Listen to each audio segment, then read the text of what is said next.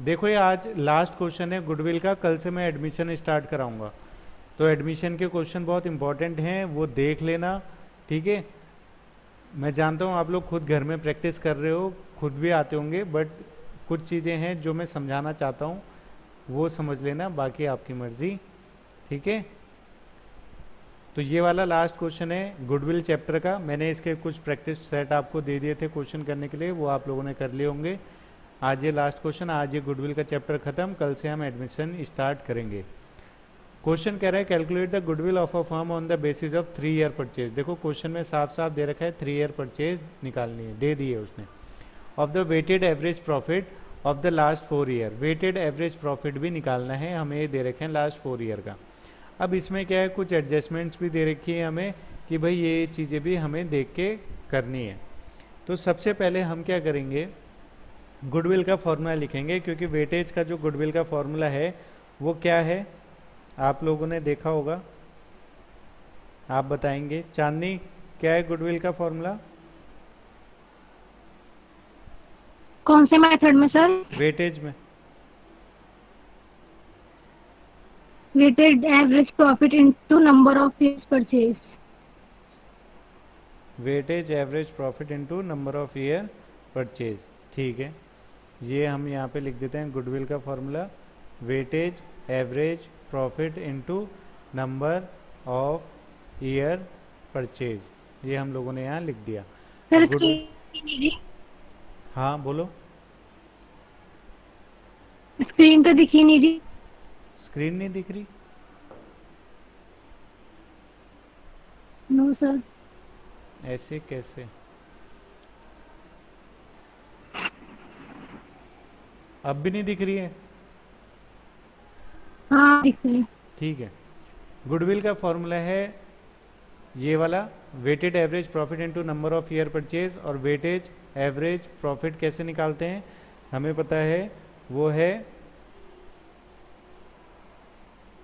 Total of product upon total wait,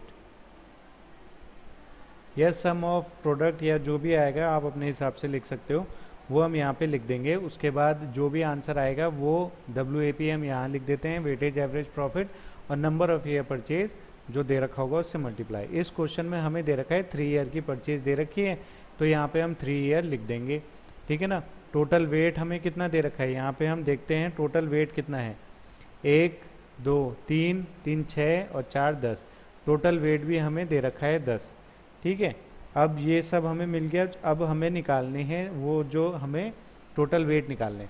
उससे पहले हमें यहाँ पे कुछ एडजस्टमेंट्स दे रखी हैं, हमें वो एडजस्टमेंट्स देखनी पड़ेंगी।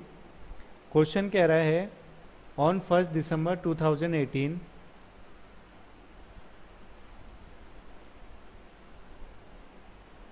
on 1st December 2018 a major repair in respect of plant incurring 30,000 which was charged to revenue। मतलब हमने क्या किया, 1 दिसंबर 2018 को, यानी कि यहाँ पे 30,000 रुपये की हमने एक प्लांट का काम किया, उस पर रिपेयर कराया और उसको हमने चार्ज किया है एज अ रेवेन्यू, मतलब हमें फ़ायदा हुआ है। Thus said sum is agreed to be capitalized, वो जो सम था उसको हम कैपिटलाइज कर रहे हैं फॉर गुडविल कैलकुलेशन, ताकि गुडविल में हम उसको कैलकुलेट कर सकें। सब्जेक्ट टू डेप्रिसिएशन, जो वो है अमाउंट, उस पर हम लोग डेप्रिसिएशन लगाएंगे कितना, 10% पर एनम का, रिड्यूसिंग बैलेंस मेथड पे। ठीक है ना, यानी कि WDV मेथड पे। अब 2018 में अगर हम यहाँ पे देखें तो 2018 में उन्होंने क्या किया, 30,000 रुपये की एक मशीनरी रिपेयर कराया, और जिसमें उन्होंने क्या किया कि उसको कैपिटलाइज कर रहे हैं, यानी कि उसको वो खर्चा नहीं मान रहे। ठीक है, उसको उन्होंने रिपेयर तो करा पर वो उसको खर्चा नहीं मान रहे हैं, खर्चा ना मानने के बजाय वो क्या कर रहे हैं, उसको रेवेन्यू एज अ चार्ज कर रहे हैं। तो यानी कि यहाँ पे वो लोग क्या करेंगे, 30,000 रुपये जोड़ रहे हैं इसमें। ठीक है, क्योंकि वो उसको खर्चा नहीं मान रहे हैं, सबसे पहली बात। अब वो कह रहे हैं the said sum is to be agreed to be capitalise for the goodwill calculation, ठीक है ना, जो ये है इसको हम कैपिटलाइज कर रहे हैं ताकि गुडविल में इसको कैलकुलेट कर लें। To calculation subject to adjustment of depreciation. अब जो ये 30,000 रुपये हैं इस पे डेप्रिसिएशन लगा रहे हैं वो 10% पर एनम का, यानी कि इस पे 10% का डेप्रिसिएशन भी लगेगा। और कितने महीने का लगेगा, देखो यहाँ पे दिसंबर का है, तो यानी कि कितने महीने, 4 महीने का, दिसंबर, जनवरी, फरवरी और मार्च, 4 महीने का इस पे डेप्रिसिएशन भी लगेगा, तो वो भी लगा देंगे। ठीक है, ये तो हो गया 2018 का काम हमारा खत्म। अब 2018 में एक बात ध्यान रखना, डेप्रिसिएशन WDV मेथड पे लगाए, तो इस ईयर पे भी डेप्रिसिएशन लगेगा और अगले साल भी उस मशीन पे डेप्रिसिएशन लगेगा। तो अगले साल जितना अमाउंट आएगा उससे कम कर देंगे डेप्रिसिएशन, अभी करके देखते हैं। फिर इसके बाद है the closing stock is valued over valued bye 12,000। जो क्लोजिंग स्टॉक है 31 मार्च 2018 का, ठीक है ना, 2018 का जो क्लोजिंग स्टॉक है वो 12,000 रुपये हमने ओवर वैल्यूड कर दिया। ठीक है, अब जब 12,000 हमने ओवर वैल्यू कर दिया तो भाई आप खुद सोचो, अगर आपने आज ओवर वैल्यू कर रखा है तो यहाँ पे 2018 में अगर आपने ओवर वैल्यू कर रखा है तो 31, तो ये ज़्यादा हो गया ना, तो यहाँ से हम 12,000 रुपये माइनस कर देंगे और यहाँ पे 12,000 रुपये प्लस कर देंगे। ठीक है, यहाँ पे 12,000 रुपये प्लस हो जाएंगे। क्यों, क्योंकि जो एंड का क्लोजिंग स्टॉक है वो ओवर वैल्यू हो रखा है, तो जब ज़्यादा हो गया है तो हम उसको कम कर देते हैं। ठीक है, और अगले साल के लिए वो ज़्यादा हो गया होगा। ठीक है, मान लेते हैं आज की रात, आज शाम तक आपके पास 10 रुपये थे, पर आपने लिख दिया कि भाई मेरे पास तो 20 रुपये। ठीक है, तो आप क्या करोगे, अगर वहाँ पे अकाउंट डालोगे कि भाई आज की तारीख 10 तारीख है और 11 तारीख, तो 10 तारीख को आपके पास 20 रुपये थे। ठीक है ना, 10 तारीख को आपके पास 20 रुपये थे और 11 तारीख को भी आपके पास 20 रुपये ही होंगे सुबह जब उठोगे, पर आपके पास एक्चुअल में कितने थे, 10 रुपये थे, तो आपने 10 रुपये क्या कर दिए, ज़्यादा लिख दिए ना, तो आपने 10 रुपये तो यहाँ से कम कर दोगे। क्यों, क्योंकि भाई यहाँ पे तो 10 रुपये आपके पास ज़्यादा आ गए हैं, है ना, आपने ज़्यादा ओवर वैल्यू कर दिए। और यहाँ पे तो आपने एक्चुअल में आपके पास कितने रुपए हैं, 10 ही रुपये हैं, तो यहाँ पे आप क्या करोगे, उनको जोड़ोगे कि भाई मैंने पिछले उसमें गलती कर दी थी, तो ये हमने टोटल कर दिए हैं मैंने। इस तरीके से जो क्लोजिंग स्टॉक होता है वो हम लोग क्या करते हैं कि जिसमें अगर जो ओवर वैल्यू होती है तो एक दिन पहले की जो पिछले साल की है उसको हम माइनस कर देते हैं और अगले साल वाले में हम प्लस कर देते हैं। क्यों, क्योंकि वो वहाँ पे आ रही है। फिर है third adjustment to cover management cost, annual charge of 24,000 should be made for the purpose of goodwill.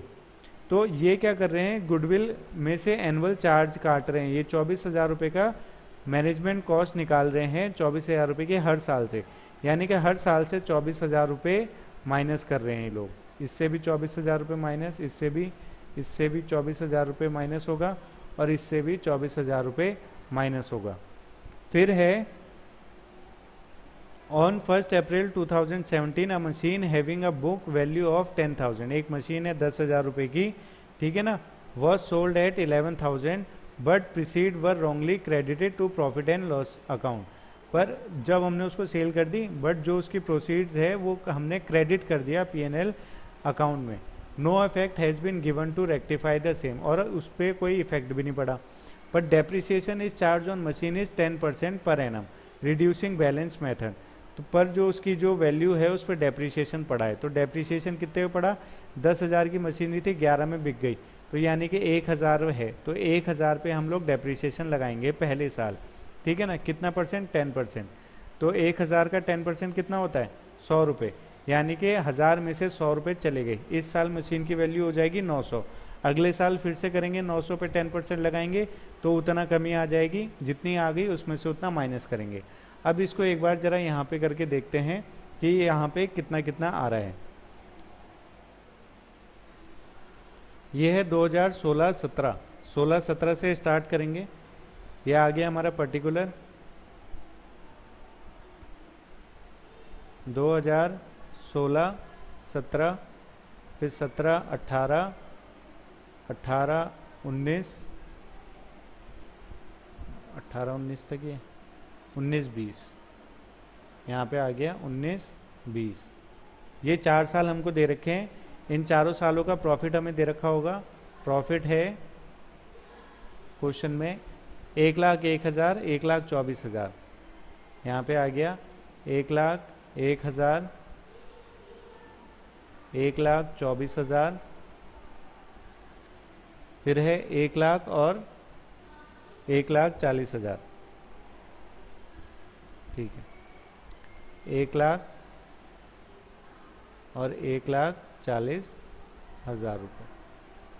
ठीक, इसके बाद सबसे पहली जो एडजस्टमेंट थी ये वाली, on 1 December 2018 a machine repair. तो मशीन को हमने रिपेयर किया है और उसको हम कैपिटलाइज कर रहे हैं। यहाँ पे लिखा हुआ है कैपिटलाइज। तो यहाँ पे हम सेकंड हेडिंग डालेंगे। सबसे पहले तो हमें प्रॉफिट दे दिया है, तो प्रॉफिट दे दिया। दूसरा रिपेयर, ठीक है ना, कैपिटलाइज्ड।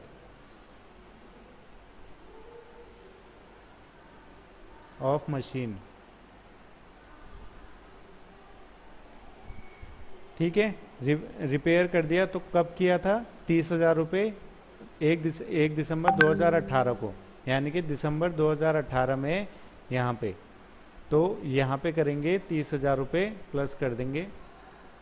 क्यों? क्योंकि हमने उसको कैपिटलाइज कर दिया। फिर उसके बाद है which was charge as revenue, और उस पर कितना है? 10% का डेप्रिसिएशन भी लग रहा है। तो कितना है मशीन की? ये 30,000 रुपये की कैपिटलाइज करी तो 30,000 का डेप्रिसिएशन निकाल देंगे। तो तीसरा है डेप्रिसिएशन। 30,000 का डेप्रिसिएशन निकालोगे अगर आप, 30,000 का 10%, और कितने महीने के लिए है? 4 महीने के लिए है। तो ये आप काटोगे 4 3 जा 3 1 जा 1,000 रुपये। तो 1,000 रुपये का यहाँ पे डेप्रिसिएशन लग गया। ठीक है। अब तो मशीन की वैल्यू कितनी हो गई? मशीन की वैल्यू अब हो गई है 29,000। क्यों? क्योंकि उस पर 1,000 का डेप्रिसिएशन लग चुका है। अब 29,000 की हो गई। अब यहाँ पे 2019-20 पे भी उस पर डेप्रिसिएशन लगेगा 10% का। ठीक है ना। तो हमने इसको काटा तो यहाँ पे अब डेप्रिसिएशन कितने का हो गया? 29,100 रुपये का हो गया। तो ये यहाँ पे आ गया। अब यहाँ पे हमने क्यों लगाया है? क्योंकि क्वेश्चन में हमें दे रखा है जो डेप्रिसिएशन लग रहा है वो रिड्यूसिंग बैलेंस मेथड पे लग रहा है। जब रिड्यूसिंग बैलेंस मेथड पे लग रहा है यानी कि हर साल उसमें कमी आ रही है, क्योंकि उन्होंने मशीन तो बेची नहीं। तो अगर 18-19 पे उनके पास मशीन है और उस पर डेप्रिसिएशन 1,000 रुपये का लग गया, तो अगले साल भी तो उस पर डेप्रिसिएशन लगेगा, और वो भी WDV मेथड के हिसाब से लगा रहे हैं। ठीक है। तो हमने यहाँ तक कर दिया। अब इसके बाद है closing stock of the year ended 31 March 2018 was over valued bye 12,000। जो 12,000 का क्लोजिंग स्टॉक था वो हमने मतलब 12,000 से ज़्यादा कर दिया है। तो हम क्या करेंगे? 2018 में किया था, तो 2018 में किया था तो हम यहाँ पे लिख देते हैं कब किया था ये क्लोजिंग स्टॉक। 31 मार्च 2018, 31 मार्च 2018-19 का चल रहा है। ठीक है, 17-18 में किया होगा। तो 17-18 में हमने यहाँ पे चौथा यहाँ पे पॉइंट है, 4th पॉइंट यहाँ पे है over valued of closing stock. Closing stock का ओवर वैल्यू हमने किया, और ये यहाँ क्वेश्चन में लिख रखा है साफ साफ कि 31 मार्च 2018 को किया। यानी कि कौन सा ईयर चल रहा होगा? 17-18 चल रहा होगा, तभी तो 31 मार्च 2018 आया है। यानी कि इसकी ओपनिंग कब हुई होगी? 1 अप्रैल 2018। ठीक है ना। 1 अप्रैल मतलब ये 17 वाला है, 1 अप्रैल 2017, तभी एंड यहाँ पे 31 मार्च 2018 को हो रहा है। तो हम क्या करेंगे? 31 मार्च 2018 और 19 इन दोनों से हम माइनस कर देंगे। इसमें से हम माइनस करेंगे 12,000 रुपये, और इसमें हम कर देंगे प्लस 12,000 रुपये। ठीक है। इसके बाद है नेक्स्ट हमारा the cost of cover management cost. हमें मैनेजमेंट की कॉस्ट कवर करनी है, तो उस पर एनुअल चार्ज 24,000 का लग रहा है। तो यहाँ पे हम लिख देंगे 5वां पॉइंट, मैनेजमेंट कॉस्ट 24,000 रुपये हर साल वो काट रहे हैं। तो यहाँ पे 24,000 रुपये,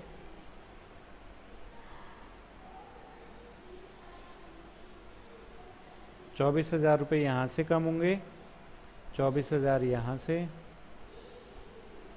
24,000 यहाँ से और 24,000 यहाँ से। ये हो गया। इसके बाद यहाँ पे लास्ट है, अब ऑन 1 अप्रैल 2017 एक मशीन की बुक वैल्यू है 10,000 की, उसको उन्होंने बेचा 11,000 में, but proceeds were wrongly credit to profit, उस पर कोई इफेक्ट नहीं पड़ा, डेप्रिसिएशन उस पर 10% का लगा है रिड्यूसिंग बैलेंस मेथड पे। यानी कि जो मशीन है वो 10,000 की जो थी वो बेच दी। तो कब बेची है मशीन? 1 अप्रैल 2017 को, यानी कि यहाँ पे। तो 1 अप्रैल 2017 में हम क्या करेंगे?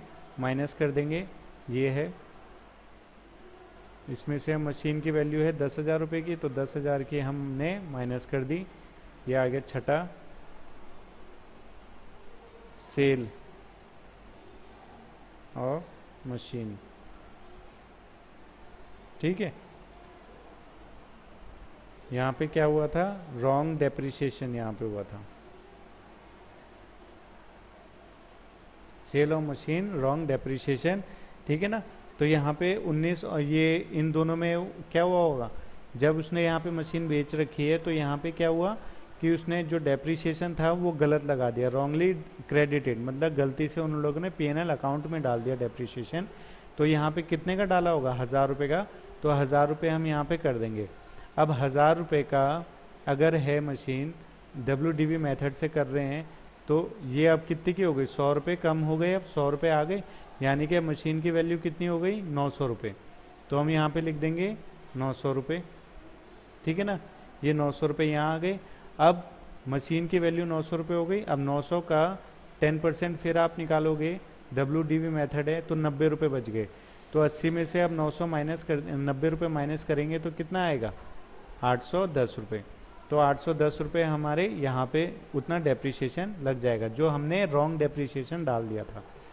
ये सब करने के बाद अब आपके पास जो पूरा का पूरा एक्चुअल प्रॉफिट आएगा, एक्चुअल या फिर एडजस्टेड प्रॉफिट आप इसको कह सकते हो, जो हमने पूरा एडजस्टमेंट के साथ किया है, एडजस्टेड प्रॉफिट, ये हम लोगों ने किया, वो आप लोग यहाँ पे अब निकालोगे। ये 2016-17 इसमें से ये माइनस करेंगे, 1,01,000 में से जब 24,000 माइनस करेंगे तो आंसर आएगा 77,000 रुपीज़। ठीक है। इसके बाद 2017-18 1,24,000 में से 12,000 माइनस किए तो 1,12,000 बच गए। चलो 1,24,000 में 24 के 1,00,000, 1,00,000 में से 10 गए तो 90,000, 90,000 में से 12 गए। ठीक है, 78,000। तो यहाँ पे आ जाएगा 78,000 रुपीज़। फिर यहाँ पे हमने किया 1,00,000, 1,30,000, 1,24 ये चला गया प्लस 900, 1,17,900 रुपये ये हो गया। फिर आ जाएगा 1,40 में से 29, 2,400, 2,400, 2,300, 810 ये आ जाएगा 1,23,910।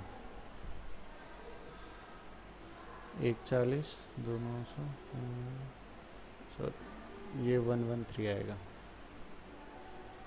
1,13,910। तो ये हमारा एक्चुअल और एवरेज प्रॉफिट आ गया, या एडजस्टेड प्रॉफिट आ गया जो हम लोगों ने करना था।